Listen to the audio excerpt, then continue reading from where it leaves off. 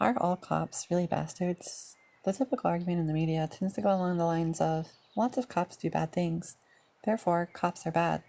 This is important to talk about. Cops, especially in the United States, are notoriously violent. Acknowledging how many cops participate in the brutalization of civilians is extremely important. However, many see this and retort that it doesn't give justification for their abolition or calling them all bastards. Instead, we should reform the institution and create better programs. Maybe direct help towards the police to lessen the violence. To this group, a problem with the police force is something to be solved through aid to the police, and doing away with the force is seen as unnecessary, radical, and childish. The thing is, many call for the abolition of the police nonetheless. Why is this? And furthermore, why do we say all cops are bastards? I'm going to lay out the reasoning behind these calls for abolition and why reform is not only an unrealistic dream, but entirely misses the point of the ACAB movement.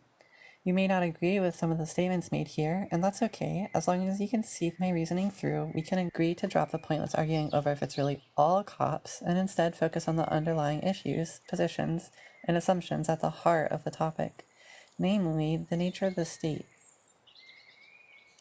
First, I'm going to go over the typical argument, because it's useful for everyone to be on the same page and understand the discourse surrounding the topic. Here are some of the problems with the American policing system, which are talked about frequently. Police are violent in the field, they're abusive to their families, they're disproportionately bigoted, and police training is geared towards violence. If you're new to the discussion of police brutality, this is for you. Otherwise, you can skip to the timestamp shown on screen. Firstly, violence. There would be footage playing right now if it weren't for YouTube, but I'll link some in the description. Just take a moment to think about those videos when we're going through this section. Here are some raw statistics. The police killed over 1,000 people last year. In August alone, they killed 94 people, contrasted with 89 officers in the entirety of 2019. On average, it comes out to 2.7 killings a day. There were only 12 days in 2021 where police did not kill anyone, and only just over a third of those killings were victims reported for violent crime. Only 7% were reported as seen with a weapon at all. The vast majority were unarmed. For domestic abuse, we have the famous 40% statistic. Police are anywhere between 4 to 15 times more likely than average to abuse their families. As writer Alex Roslin explains in her award-winning book, Police Wife, The Secret Epidemic of Police Domestic Violence, quote, as many as 40% of police officers have abused their intimate partner or child. Authorities mostly ignore this widespread violence, unquote. As for bigotry, this will be obvious to anyone who hasn't been living under a rock, but police are quite racist as a group. If you're not white, I'm sure you're painfully aware of this fact, but it's still worth mentioning. The One Janitor has a great video on how bigotry is more likely to be found in certain places, and explains how police forces are one of these places. Link in the description along with all my other sources. One example of this racism can be seen in the FBI report on white supremacist infiltration of police forces. Quote, the public deserves to see the truth in this finally unredacted report. The FBI saw long ago the multiple potential dangers associated with violent white supremacy in its efforts to infiltrate local law enforcement with ideas, attitudes, and personnel. Unfortunately, the FBI's recent refusal to acknowledge and combat this threat under the Trump administration, just like its refusal to appear today, constitutes a serious dereliction of duty. The infiltration of certain law enforcement departments by racist ideas, attitudes, and personnel is a clear and present danger to the vast majority of law-abiding officers, to minorities, communities, and citizens, and to the general public. Unquote. Then we come to their training. It's geared towards silence and a kill or be killed mentality. Police trainers admit to conditioning the officers they work with to kill on instinct. When asked about how people can get past their reservations in killing another human, Dave Gosman, an ex-Army Ranger turned police trainer, says, quote, the only way you make a frightened person act a certain way is to drill it into them, a conditioned response, unquote. Gosman teaches lectures on killology and brags about his ability to turn his trainees into paranoid killing machines. Gosman has lectured in all 50 states, and he claims his writings are required reading in FBI academies as well as many other law enforcement academies. All these things are reasons why police need to be changed or reformed, but they don't quite show us why abolition is necessary. Of course, even with this information alone, we can see how reforming police from within would be an extremely difficult task. We can also see where fears of police come from and why we shouldn't support the current institution. However, some see this argument and pose the answer is to focus on the officers, to give them better pay and benefits for their stressful job. Use change within the system to fix violence. If we care for our law enforcement officials, they'll care for us, so goes the argument. This becomes a problem when we look a little bit deeper into policing, beyond surface level problems and distracting noise, and into the reasoning behind all the brutality we see today. Many recognize that the argument of so-called blue lives does not work, but all too frequently the justification is left out of the discourse. Like the arguments I've gone over so far, it stays stuck on the individual level of harm. Even if we look at large groups of individuals, we still rarely see the systems behind it all. The most we typically hear about systems is the problematic training, or that they have no accountability. These are both systems which do contribute to the problem, but why are these issues present? Can we simply create accountability programs? Can we change police training? What should we do moving forward? The answer is given pretty clearly by many leftists. Abolish the police force. All cops are bastards. Reform is not enough. Reform can be a useful tool. The problems laid out previously are real and solutions need to be worked towards. But addressing those problems alone is not enough. We need to move past that and get rid of the whole system. The question then becomes, how did we get from the position that policing in its current form is a problem to the position of defunding the police or of their total abolition?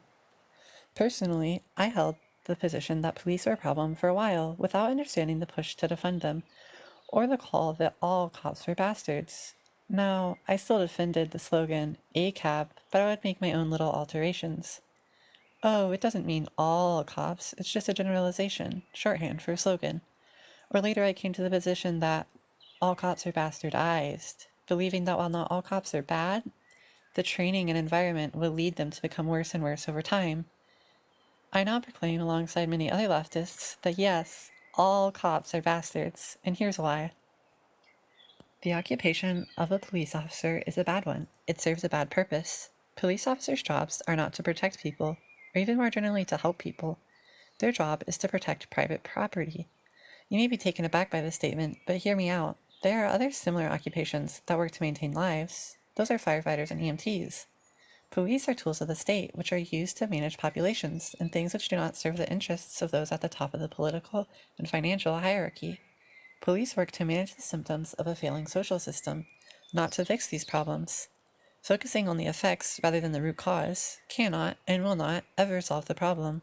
We'll be stuck dealing with them forever. Still, sometimes managing these symptoms includes helping people. Cops do, on occasion, find a missing child or sentence a serial killer. These examples, though, are rare outliers and not the primary occupation of an officer. They are part of the job, but not the primary aspect. Helping people happens when it overlaps with the true goals of policing, which is again to protect the interests of what we call the ruling class. If we look at the history of policing and its modern manifestations, we can see this clearly. Police have served this purpose from the beginning. Originally, they were private institutions used by rich owners to keep people in check and protect their land. In the southern colonies in the 1700s, they were made to control runaway slaves. The first public police force was created in 1938 to control immigrants. It shouldn't have to be said that the control of enslaved peoples is generally not for the interests of the people as a whole. It serves a specific group which owns and controls other human beings. This is not just the origin of police, though. If something just started out poorly, that doesn't mean it can't become something good in the future. With policing, though, this is a core aspect of what they do. They protect private property and the profits of the upper class. What we see today points clearly towards the core principles being the same as those back in the 1700s. Here are some of the external manifestations of these foundations which we can see today.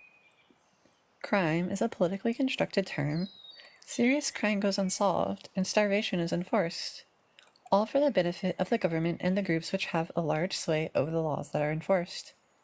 We don't see so much violence from the police because all police are just malicious haters that want to kill people, although some apparently are. The violence is intentional. It serves a purpose. From childhood, we have it driven into us that crime is a bad thing that bad people do, that good people are hurt by this, and that our heroes the police will help us. This is not true. Crime is a symptom of a larger problem. It happens because people are needing, starving, or otherwise suffering. Crazed murderers are almost entirely fictional. They make great stories, so they're spread around constantly in media. But in reality, the vast majority of crime is theft of things like food or for the means of buying food. Even in the cases of murderers, it's often due to mental health issues, which, again, are a problem that we should address directly at the root cause, instead of addressing by arming a small group of the population to the teeth to protect selfish interests when these things do inevitably happen, pretending that that's somehow solving the problem. This form of crime prevention focuses on protecting assets, not removing the motivating factors behind theft in the first place. The idea that crime itself is something to be fought against as an inherent evil is everywhere. How many cop dramas have you seen where they fight organized rings of murderous crime? How many shows do we see awesome detectives that solve every case that comes across their desk? We have to realize that these are fiction, entirely fabricated. They're not just slightly dramatized for our enjoyment, they're open fabrications and they give us false views of policing. Even the so-called true crime shows, which follow police live, are highly idealized, as the police have control over the final product, which takes make it in and which get left out. Without real data, most people have no idea what policing statistics even look like. Most crimes aren't solved. Police solve less than half the reports they get. Less than half. This statistic alone was shocking to me when I first saw it, but it gets even worse. Less than half of crimes are even reported in the first place. It's much worse than police data shows. According to police data in 2015, they cleared 47% of crimes, but the real percentage of crime solved is drastically lower, with a huge chunk of crime, over half of it, going unreported. Even when police should be involved in serious crime, it's rarely solved. 11% of serious crimes end in arrest, only 2% in conviction. I'm willing to bet the majority of people who will see this video have never seen a cop solve a crime for them or anyone they know. I know I haven't. From the stolen laptop from a high school friend to the missing girl in my old roommate's apartment block. No crime that I've ever been witness to, even secondarily, has been properly resolved by law enforcement. Realizing how little positive interaction with police I or those I know have actually had was quite horrifying. On top of this, police commit mass violence. Just for one example, according to a Harvard study, for men aged 15 to 34, the rate of hospital visits for police-caused injuries was on par with that of visits for pedestrians injured by motor vehicles. Black civilians, particularly black men, were nearly 5 times more likely to be injured by police than their white counterparts. This violence is still on the rise. The racial bias is due to the perception that black men are dangerous, which leads to higher and harsher policing of black areas, which then leads to more recorded crime due to a tough on crime attitude. Then this apparent increase in crime statistics justifies further and harsher policing, leading to a self-fulfilling cycle of bias enforcement that some falsely attribute to biological and racial differences. I could go on with a further breakdown of crime statistics and how they arise, but I have to move on for time. Not only is police response to crime inadequate, but crime itself is a constructed term. What gets classified as a crime or not is done by politicians and those who can afford to lobby them. There are many forms of violence which are not considered crimes. There are many harmless things which are. Child labor is only a crime because groups of people got together and fought against industrialists to make it illegal. The capitalists were perfectly fine exploiting literal children for their gain until people forced them to stop. These are the same kinds of people in power today. Child labor may be illegal, but what other kinds of exploitation are happening right under our noses without being classified as a crime? So much of the discourse surrounding places like Amazon is whether or not their working conditions are legal, but I think it's time we shift focus away from their legality and onto morality. Maybe it's legal to force your workers to remain in a building with a tornado barreling towards them, but it certainly shouldn't be. This exact thing happened in an Amazon warehouse and led to at least 6 deaths at the time of writing. Regardless of the law, we should all be able to agree that this is a terrible thing that nobody should do. No amount of profit is worth someone's lives. Money is only a good thing if it's used to make the world better. Actively making the world worse, just for an exchange note, is a clear damage to society. Not only is crime a term defined by and for the rich, Not only is the vast majority of significant crime unsolved by police, but another chunk of so-called crime is directly the result of our failing system. Take a look at these pictures. Baby food. Find lock and key. Why is baby food, of all things, locked up? Well, to prevent theft, of course. Why are people stealing baby food? To feed their children. There's a popular myth that baby food is used in cutting drugs to dilute them. This is largely untrue. There are much cheaper substances to use if you want to dilute drugs. There's very little reason to use baby formula. Experts say that more often than not, formula is stolen because of its high market demand among consumers rather than drug dealers. Who are the consumers of baby food? Families. Children. This isn't some fringe happening either. The scale of baby formula shoplifting is so vast that it's become an interstate problem, drawn in the FBI and Immigration and Customs Enforcement, and forced chain stores to install elaborate anti-theft devices. Federal legislation has even been introduced that would make stealing baby formula subject to federal racketeering laws. This theft, again, is a consequence of a much larger issue, not the problem itself. We need to fix things like child starvation by feeding children, not locking food in cages. By keeping food away from families just to make money, we are making the world worse. Law enforcement in this way will never legitimately improve society. This is protection of assets, not helping people.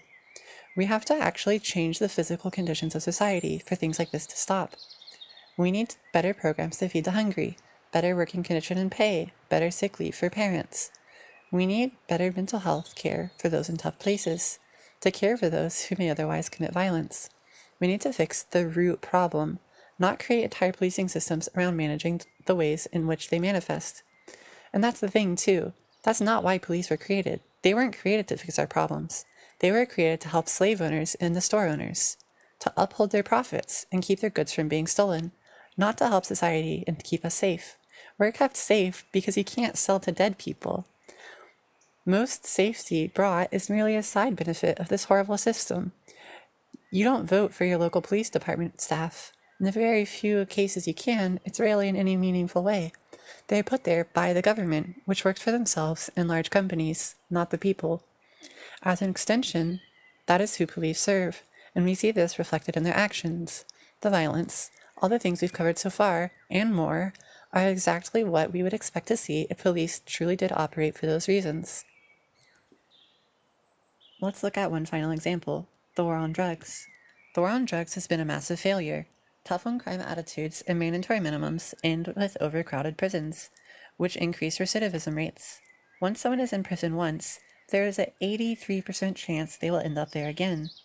Lives as well as families destroyed as a result of the war on drugs. Drugs which are being legalized today. Why did it happen? What possible service to society did it provide? In an interview with John Elrichman, former Nixon domestic policy chief, he said, quote, "You want to know what it was really about? The Nixon campaign in 1968 and the Nixon White House after that had two enemies, the anti-war left and black people. You understand what I'm saying? We knew we couldn't make it illegal to either be against the war or black, but by getting the public to associate the hippies with marijuana and blacks with heroin, then criminalizing both heavily, we could disrupt those communities. We could arrest their leaders, raid their homes, break up their meetings, and vilify them night after night on the evening news. Did we know we were lying about the drugs? Of course we did." Unquote. Well, there it is. Straight from the horse's mouth. They manipulate laws and lie to serve their self-interests, to stay in office, to continue the profiteering. Even if police weren't notoriously violent, they would still be bad. Some jobs are inherently problematic. Pardon the analogy, but you wouldn't see someone say, "Nazis suck," and go, "Well, not all Nazis suck." Because yes, all Nazis suck. It doesn't matter if an individual Nazi might have been nice to their friends or something, because being a Nazi is a bad thing. Just by having that occupation, you're furthering the goal of Hitler and the Nazi Party. That makes you suck. This is what I mean when I say all cops are bastards. When I say this, I'm indicting the owning class as well. In fact, this is the core reason I oppose policing. Even if they did their jobs perfectly, doing so serves to enforce a tyrannical government, going so far as to force starvation in some cases, just to protect their own assets and political power.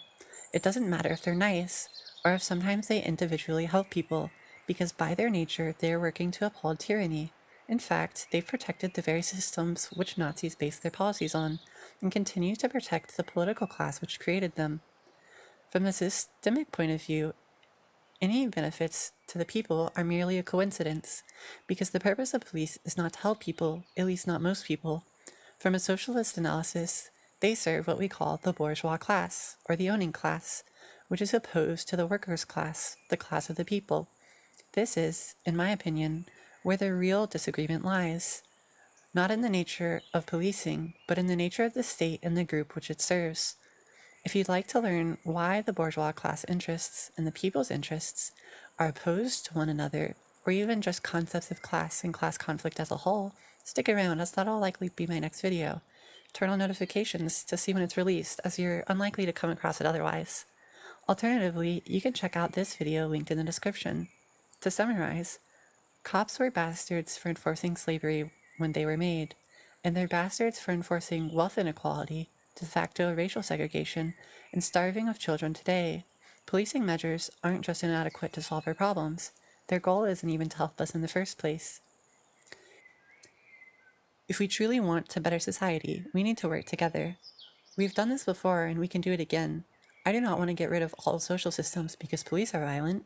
Quite the opposite, in fact. I think we need better funding for healthcare workers and social services, and firefighters, people who actually work to help us, as do most who cry for abolition of the policing system. Better maintained public spaces are shown to lower crime, education and food programs as well. Education is shown to be the single most impactful thing on recidivism rates, among other statistics. These things get at the heart of the issue. Instead of just trying to protect property for profit, they actually address the real problems we face as a society. We often forget that police have not always existed, nor will they continue to exist forever. We should work towards a world where violent crime doesn't happen. We should replace cops with healthier methods of societal control, a group of people that truly represents the people and our interests, who are directly elected by us, democratically, who are accountable to us, that can be recalled if their job is done poorly. We need a new system of community management, and even more importantly, we need a new system to address the starvation of children and the murder of the mentally unwell, to address the root causes, the real disease, instead of managing the symptoms so a few can continue to profit off the suffering of many. These things have worked in the past, and they continue to work now, but they just aren't profitable for the establishment, and they won't willingly lose money. So we, the people, have to fight them, force concessions on issues like these. This is the cry of the leftists who say ACAB. This is the push for movement so often co-opted by the news. Thank you so much for sticking around this long. This is my first real video, and I'm still getting used to this. If you'd like to learn more about these kinds of things, there are plenty of great places out there to learn. You're probably familiar with many of them already. You could check those out. Or, if you want to stick around, you can subscribe to see more from me. How I think we should move forward as a people, working for a better world, or why I think the American government is tyrannical in the first place. I have a lot of thoughts about the development of humanity and how to get there, and I would love to share with you all. It's why I made this channel, and I hope I find people as passionate about it as I am. As I said before, all my sources are in the description below, and feel free to ask any questions in the comments. I should be able to respond to them all.